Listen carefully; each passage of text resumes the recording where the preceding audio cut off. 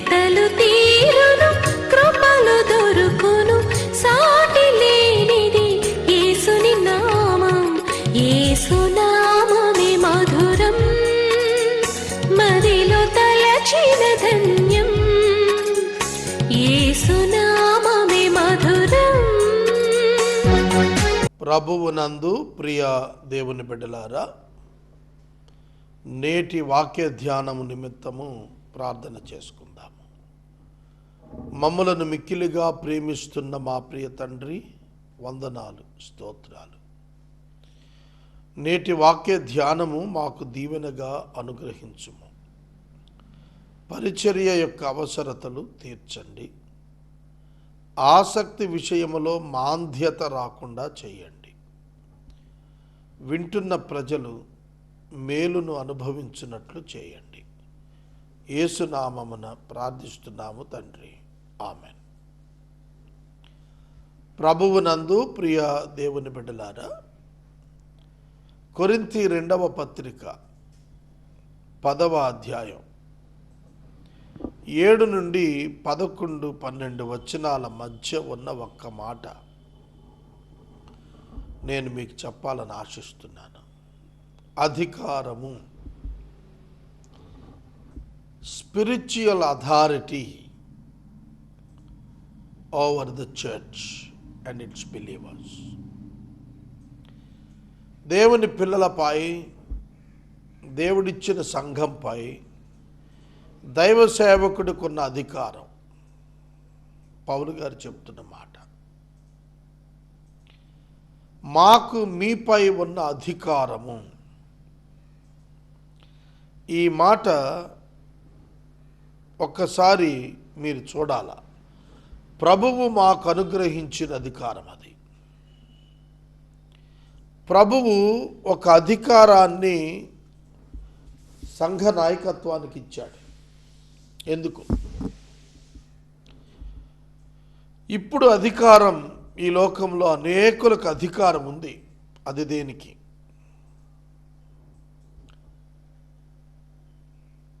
Attitude of the person who had the authority. అధికారం ఉన్నటువంటి వ్యక్తి యొక్క అంతరంగం ఏ విధంగా ఉండాలి అనేది మనకు అర్థం కావాలి. పౌలు ఆధ్యాత్మిక అధికారం గురించి మాట్లాడుతున్నాడు. నేను ఇప్పుడు ప్రజెంట్ సినారియోలో తెలంగాణ రాష్ట్రంలో రాముడు మీద జరుగుతున్న అతిపెద్ద దుమారం, ఒక స్వామి గారికి ఇంకొక సినీ డైరెక్టర్ గారికి మధ్యలో జరుగుతున్న దాని మీద నేను కొన్ని విషయాలు ఫాలో అవుతున్నాను. ఆ వీడియో టేప్స్, అందులో ఆ స్వామి అని ఆయన చెప్పారు, religion it self the authority. ఒక ఆయన విలేకరి ప్రశ్న అడిగాడు, మహా న్యూస్లో అనుకుంటాను, మీరు కేవలం ఇప్పుడు వినియోగించుకుంటున్న ఈ పరిస్థితులన్నీ, ఈ సేవ భవిష్యత్తులో రాజకీయంలోనికి ద్వారా కూడా ఎక్కువ సేవ చేయటానికి, వాడుకోవటానికి రాజకీయాలను ఎంచుకుంటారా? రాజకీయ అధికారం కూడా తోడైతే మీ కాన్సెప్ట్ ఫ్లరిష్ అవుతుందని మీరు అనుకుంటున్నారంటే ఆయన అన్నాడు, it self it is the authority. It self it is the authority.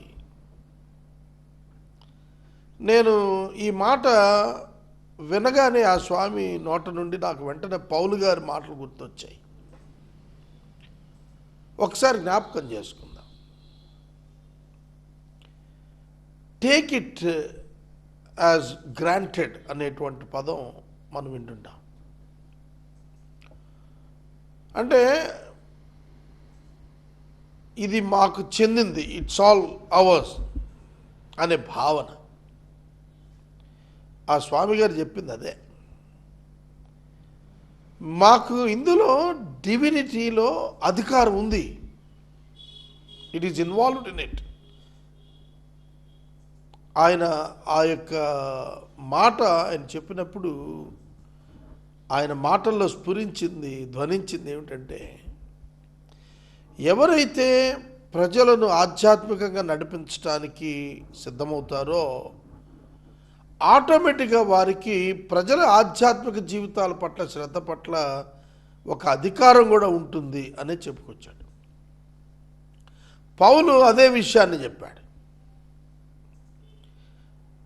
ఏమిటి డిఫరెన్స్? చాలా జాగ్రత్తగా వినాలి. పౌలు గారు చెప్పాడు. పౌలు గారు చెప్పినప్పుడు అధికారం దేని గురించి మాట్లాడాడు? పౌలు అంటున్నాడు, పడద్రోయుటకు కాక మిమ్మును కట్టుటకే ప్రభువు మాకు అనుగ్రహించిన అధికారం. ఇక్కడ దైవ సేవకుడు కలిగి ఉన్న అధికారం దేని నిమిత్తం అంటే నిర్మాణార్థం అధికారం ఉంది.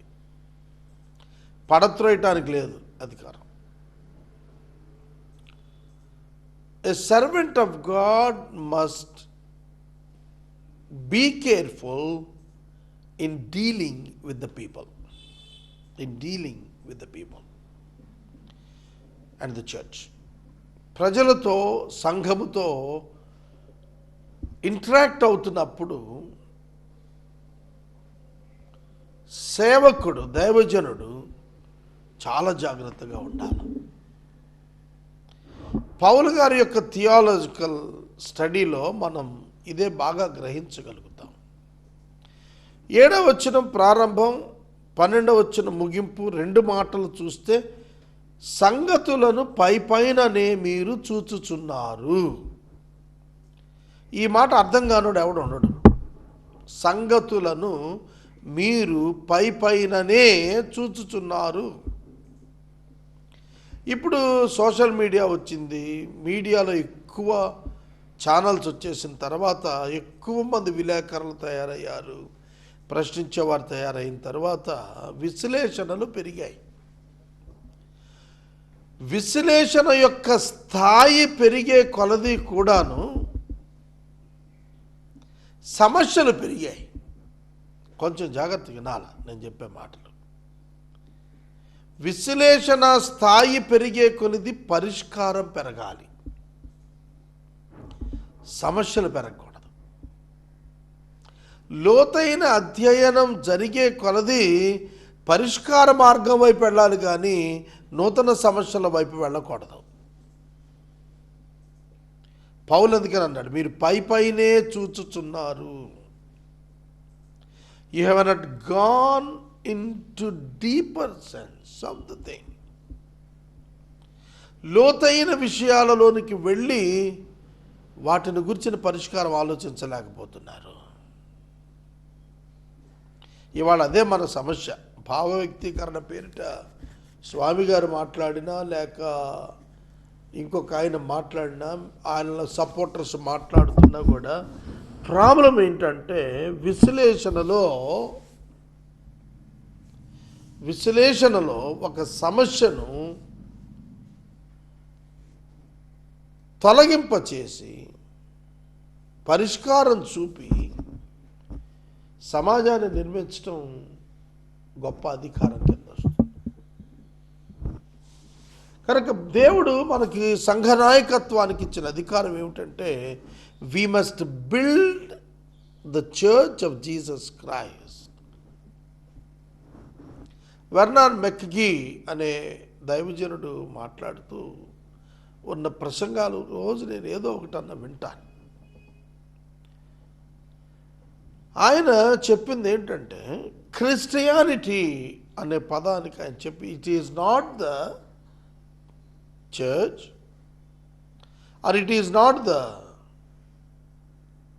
కస్టమ్, ఆచారం కాదు, but it is the person who practices to live like Christ. Christianity means a person, not the custom, not the church activity. It is the person who follows the Christ and practices Christ. యేసుక్రీస్తు వలె ఉన్న వ్యక్తి Christianity అన్నాడు. కొంచెం అదే పైన చూడటం, లోతుగా చూడటం అంటే అదే తేడా.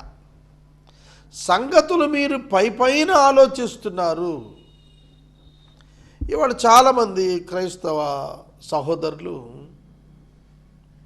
ఆగ్రహావేశాలకు గురైపోయి ఎవరో ఏదో ఒక స్టేట్మెంట్ ఇచ్చారని దాని మీద కౌంటర్ స్టేట్మెంట్స్ విపరీతమైన దూషణ పదాలతో పెడుతున్నారు.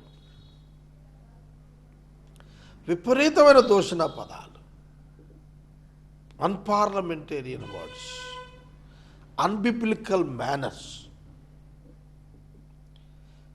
కానీ వాళ్ళు క్రైస్తవులకు ప్రతినిధులు అనే భావన సమాజంలో వచ్చేస్తుంది. అదే ప్రమాదమైంది. జాగ్రత్తగా వినండి. పడద్రోయుటకు కాక మిమ్మును కట్టుటకే ప్రభువు మాకు అనుగ్రహించిన అధికారము. మాకు అధికారం ఉంది మీ పైన, కానీ అది దేనికి మాకు ఇవ్వబడిందంటే మిమ్మల్ని నిర్మాణం చేయటానికి. మిమ్మల్ని నిర్మాణం చేయటానికి. వాక్యము మనకు వెలుగునిస్తుంది. We can understand what is good and what is not good or bad. We will know the clear path when we go into the word of God.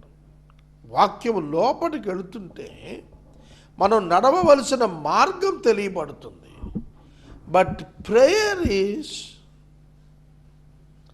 the helping tool to walk in the light.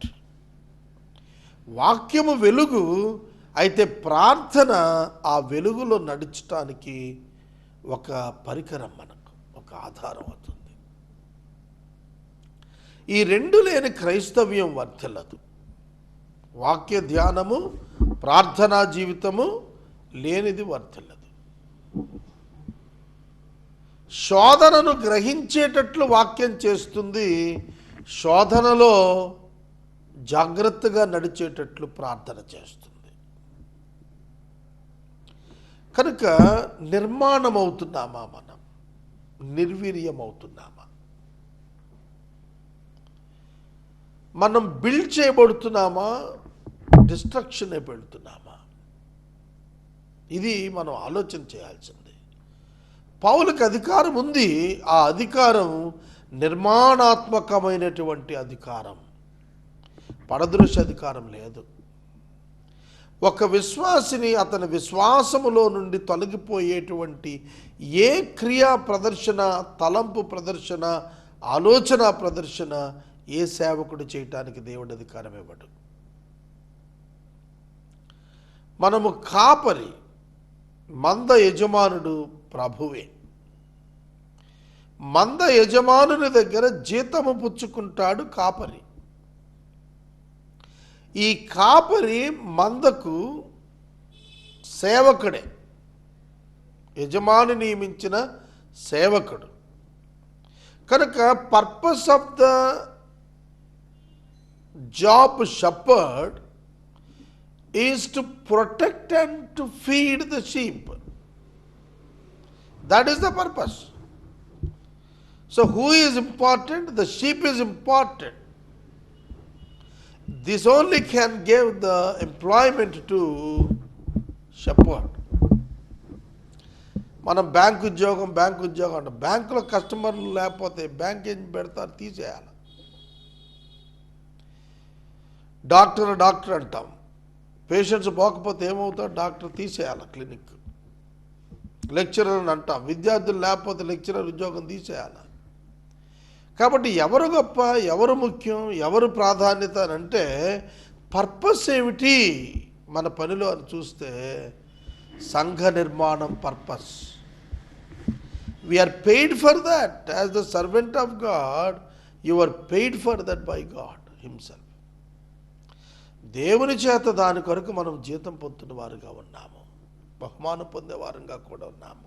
ఒకడు నేను క్రీస్తు వాడను అని అనుకుంటే తాను ఎలా క్రీస్తు వాడని నమ్ముకున్నాడో అలాగే ఇతరులు కూడా, ప్రభువుని ఎరిగిన వారు కూడా అటువంటి వారే అని తెలుసుకోవాలా. ఇక్కడ ఇది కొంచెం లోతుగా ఆలోచన చేయాల్సిన మాట. తాను క్రీస్తు వాడను అని ఒకడు ఎలా తెలుసుకుంటాడు? తన నమ్మకం. No one can show the Christ, but they can show Christ in their life. యేసుక్రీస్తుని చూపించు అని అంటే చూపించలేం, కంటికి చూపించమని చూపించలేవు. కానీ క్షమించుట ద్వారా యేసుక్రీస్తుని చూపించవచ్చు సమాజానికి. ప్రేమించుట ద్వారా యేసుక్రీస్తుని సమాజానికి చూపించవచ్చు. సేవ చేయటం ద్వారా యేసుక్రీస్తుని సమాజానికి చూపించవచ్చు. ప్రియమైన సహోదరుడా, సహోదరి, నువ్వు క్రీస్తుకు చెందిన వాడనని నీవు నీ నమ్మకం ద్వారా నువ్వు ఎట్లా అనుకున్నావో, ఇతరులు కూడా అట్లాగే అని నీ మనసులో తిరిగి ఆలోచించుకోవాలి. నీ మనసులో నువ్వు ఆలోచన చేసుకోవాలి. మనస్సు చాలా ప్రధానమైనటువంటిది. ఇది ఒక యుద్ధ భూమి వంటిది, రణరంగం వంటిది. ఈ మనస్సులోనే దేవుని వ్యతిరేకమైనటువంటి ఆలోచనలు, దేవునికి లోబడాలనేటువంటి హెచ్చరికలు వస్తుంటాయి. వీటిని మనం నిర్లక్ష్యంగా ఉండరాదు.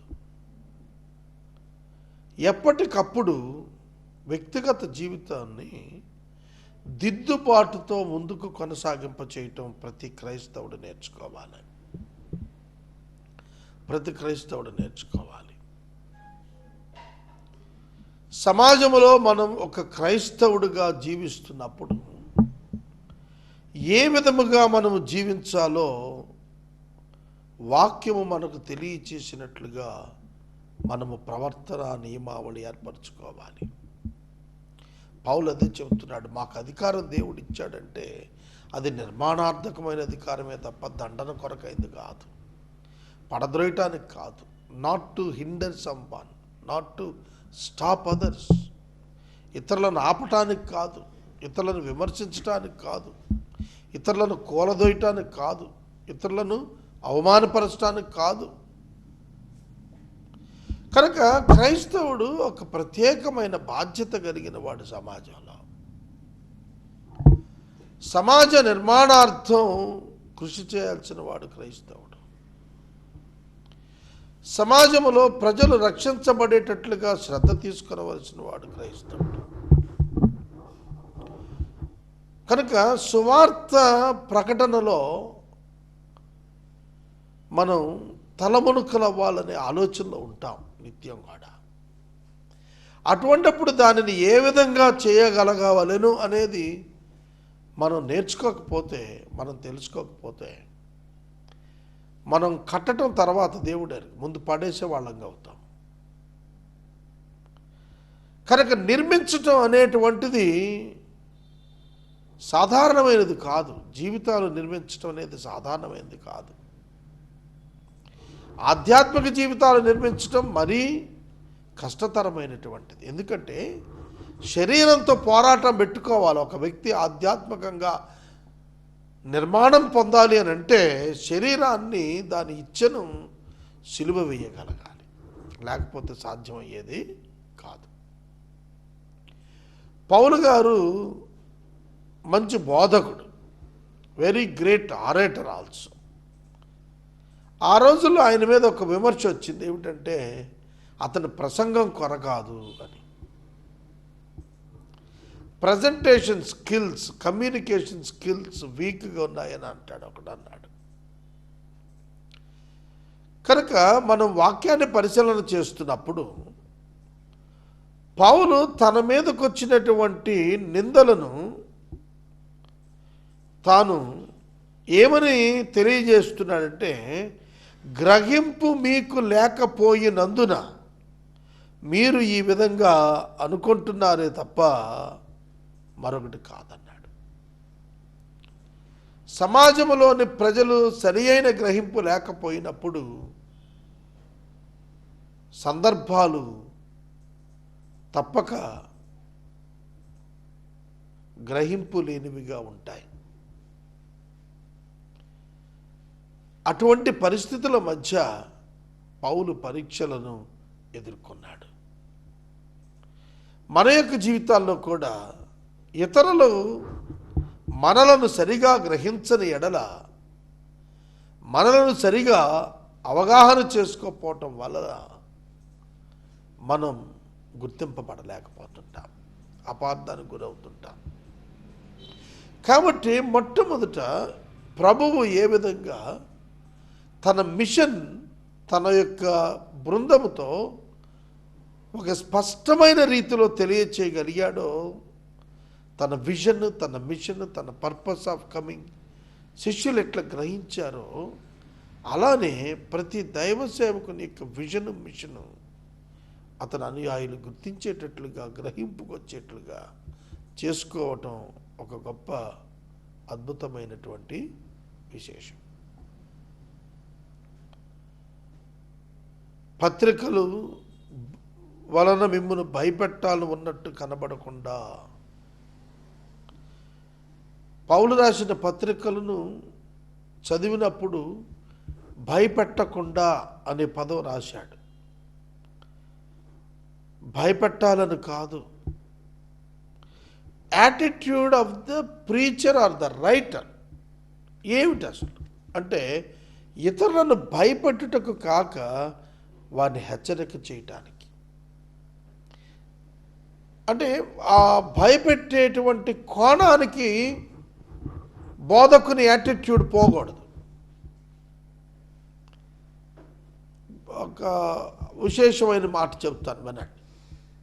బిల్లీ గ్రహాం గారు వారి పరిచర్య ప్రారంభంలో he talk about the hell fire, Hades, పాతాళాన్ని గురించి మరియు అగ్నిగుండం గురించి వివరించి భయకంపితులు అయిపోయేవాళ్ళట ప్రజలు.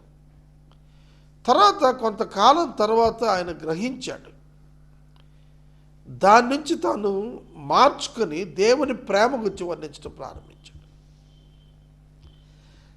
భయంతో ప్రభువు దగ్గరకు వచ్చిన వాళ్ళు స్థిరంగా నిలబడలేకపోయారు, కానీ ప్రభువు యొక్క ప్రేమను అర్థం చేసుకుని గ్రహించుకున్న వారు స్థిరంగా పరిచర్యలో నిలబడ్డారట, మారు మనసులో నిలబడ్డారట.